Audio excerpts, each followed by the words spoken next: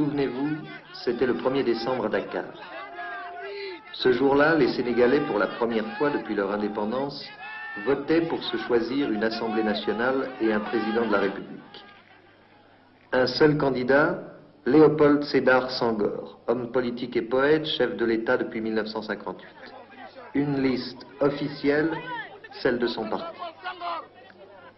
L'opposition a choisi un autre terrain, son terrain, la rue. Une manifestation groupant plus de 10 000 personnes se forme dans la Médina. Des cris fusent de toutes parts, Abba Senghor, tous au palais. Soudain, des éclatements sourds de grenades offensives, des rafales de mitraillettes et de fusils mitrailleurs, la foule s'égayait dans toutes les directions. Qui a tiré le premier, on ne le saura sans doute jamais. Mais le bilan est lourd au soir de cette journée, 40 morts, 250 blessés. Monsieur le Président, ce doit être une grave décision que celle de donner l'ordre de tirer sur une foule, même de manifestants.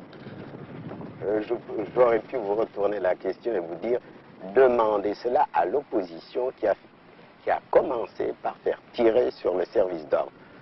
Le service d'ordre avait des instructions pour ne tirer qu'en cas de dernière extrémité, que si elle était en état de légitime défense. C'est ce qui s'est produit. Les manifestants qui étaient de chômeurs et dont la plupart n'étaient pas des Sénégalais ont tiré sur le service d'ordre. Après les sommations, le service d'ordre a été obligé de tirer. Vous savez combien l'exercice de la démocratie est difficile en Afrique, mais tant que je serai là, je tâcherai de maintenir la démocratie. Dakar est pourtant habituellement une ville sans histoire.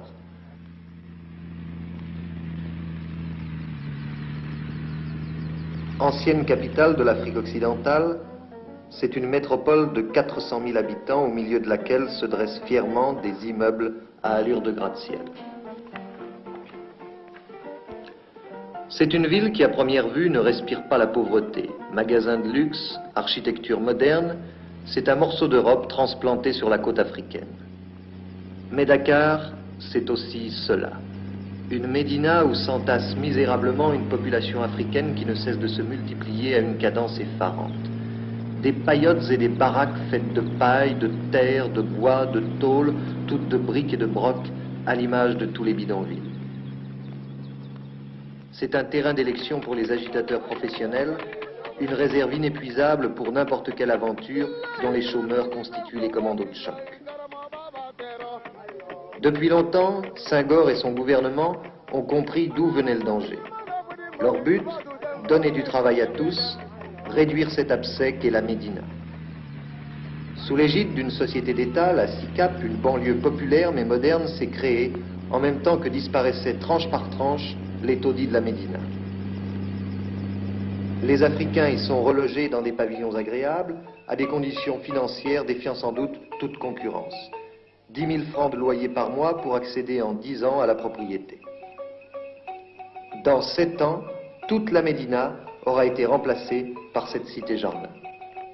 Mais malgré les efforts du gouvernement, reste entier le problème du chômage et son corollaire, la mendicité. Les petits Africains y sont passés maîtres. Leur tactique prend d'ailleurs un aspect parfois pittoresque. Voilà ce qui se passe lorsque vous désirez garer votre voiture sur une plage. Et pour quelques pièces de plus, vous aurez même droit à une poésie récitée avec un accent inimitable. Labourez ses enfants. Travaillez, prenez de la peine, c'est le fond qui manque le moins. Un riche laboureux sentant sa main prochaine, fit venir ses enfants et leur parla sans témoin. Gardez-vous de l'habitude, devant de l'héritage que nous sont laissés nos parents. Un trésor est caché là, mais je ne sais pas l'endroit. Un peu de courage, vous le ferez trouver. Creusez, fouillez, bêchez, ne laissez nulle place où la main passe et repasse. C'est tout? C'est de qui le laboureur et ses enfants? C'est de qui, tu sais? Très bien. La misère des quartiers pauvres forme un contraste étonnant non seulement avec les belles villas de la ville européenne, mais aussi avec les immeubles administratifs. Le palais de justice, l'Assemblée nationale, le centre administratif. Tout cela a été construit grâce à l'aide de la France. Monsieur le Président, en 1958, un pays a dit non à la France. On a dit à ce moment-là qu'il divorçait d'avec la France. Vous et un certain nombre d'autres pays africains avez choisi, un peu plus tard, la séparation. Mais une séparation dont on a dit à l'époque qu'elle était assortie, si vous me permettez le terme, d'une pension alimentaire. Les Français se demandent quelquefois pourquoi donner tout cet argent aux États africains. Vous, chef d'État africain, pouvez-vous leur répondre? Je vous répondrai que tout pays africain touche une pension alimentaire, que ce soit de l'Est ou de l'Ouest. Et je pense que l'expérience de ces dernières années a prouvé que les États européens, par rapport à nous, avaient à peu près la même politique. Objectivement d'ailleurs, je le reconnais, et j'en suis reconnaissant à la France. C'est la France qui, par tête d'habitants, dépense le plus pour l'aide aux pays sous-développés. Je pense que cette aide est dans la nature des choses et que c'est justice. Il y a un genre humain. Donc, il y a une solidarité humaine. Les nations les plus développées doivent aider les nations les moins développées. D'ailleurs, il ne suffit pas de toucher une aide importante de l'extérieur. Encore faut-il savoir utiliser cette aide, et c'est pourquoi le Sénégal a préféré aller progressivement à l'autonomie, puis à l'indépendance. Et les résultats sont probants. Voyez notre développement, voyez notre revenu par tête d'habitant comparé aux autres États.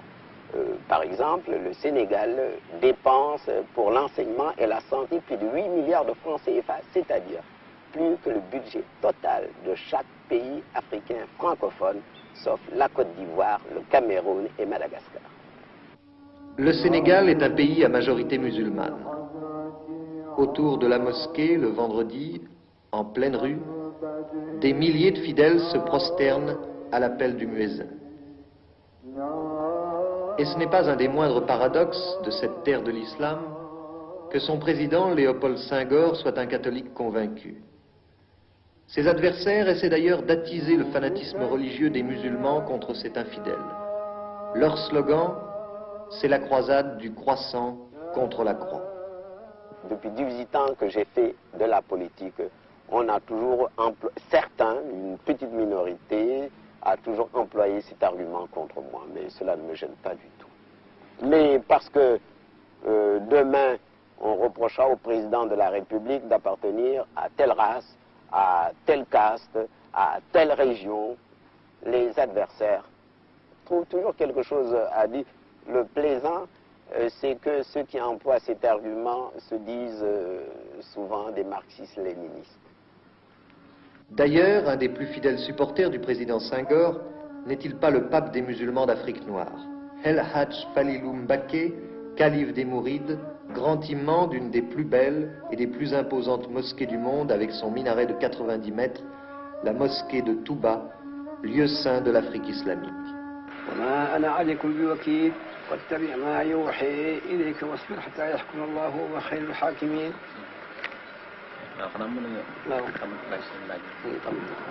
Vous pouvez maintenant, Monsieur Colomès, le calife a fini la lecture de quelques versets du Coran. Il est maintenant à votre entière disposition pour répondre à toutes les questions que vous voudrez bien lui poser. On dit au Sénégal que le calife des Mourides est le supporter numéro 1 du président Senghor. Or, c'est étrange, un calife musulman, supporter d'un président catholique.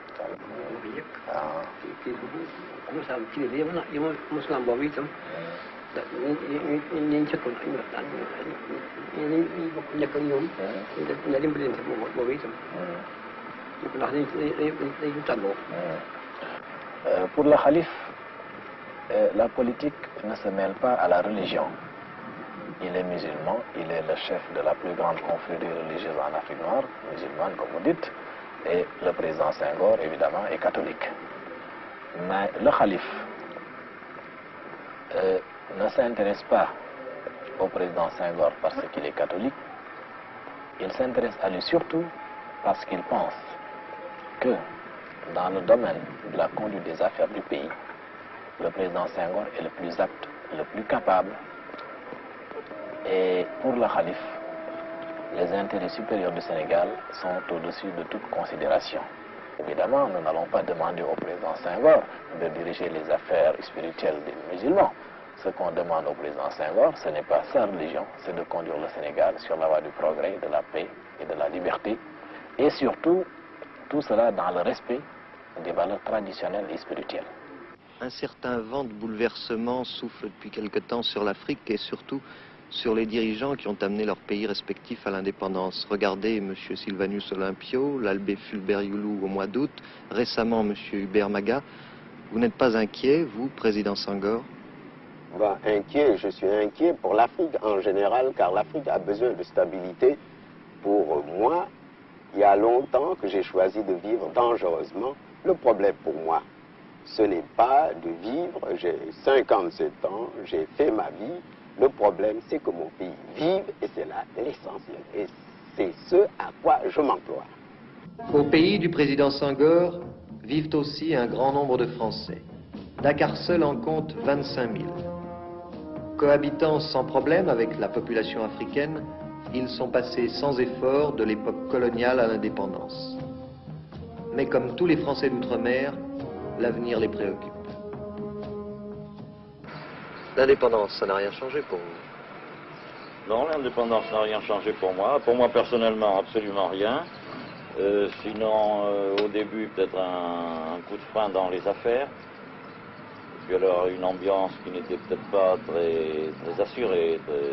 Les gens étaient un peu inquiets, se demandaient de quoi demain serait fait. Maintenant, tout ça a l'air de rentrer dans l'ordre. En fait, on a l'impression qu'à Dakar, tout se passe comme si on avait remplacé le gouverneur français par un chef d'État africain. Oui. Mais que pour le reste, rien ne va pour le changer. reste, absolument rien. C'est notre position de Français est exactement ce qu'elle était autrefois. Pour vous, après Senghor, c'est le déluge? Non. Non, je ne crois pas, mais enfin, nous savons ce que nous avons, nous voulons le garder. Non, je ne pense pas qu'après moi, ce sera le déluge. Il y a des Français dans les autres États africains où il n'y a pas de Senghor.